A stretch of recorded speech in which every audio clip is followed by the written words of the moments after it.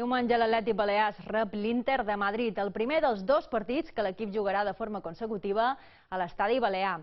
Segons Mànix, els números asseguren que enllaçar 6 punts com a local no és gens fàcil. Per això, aposta per la clàssica fórmula del partit a partit.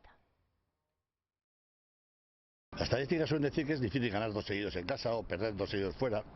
Entonces nosotros no miramos más lejos que lo del domingo. O sea, no hay más.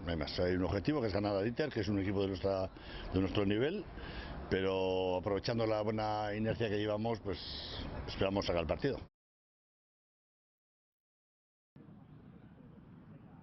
L'entrenament, la sorpresa ha estat la visita de Canario. L'extrem fa avui 30 anys i s'ha provat a son malferit a celebrar-ho amb els seus companys.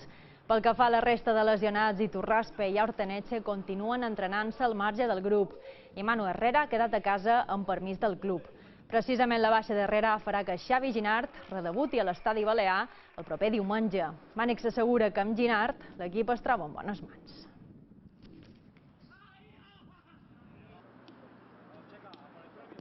Creo que él tiene una experiencia y una madurez que no le va a pesar, que no se va a poner nervioso porque tenga que jugar delante de su público y su ciudad. Y yo creo que no, si fuera un chavalín que le puede caer grande, pero en el caso de él tenemos toda la confianza y la tranquilidad de que la portería está bien guardada.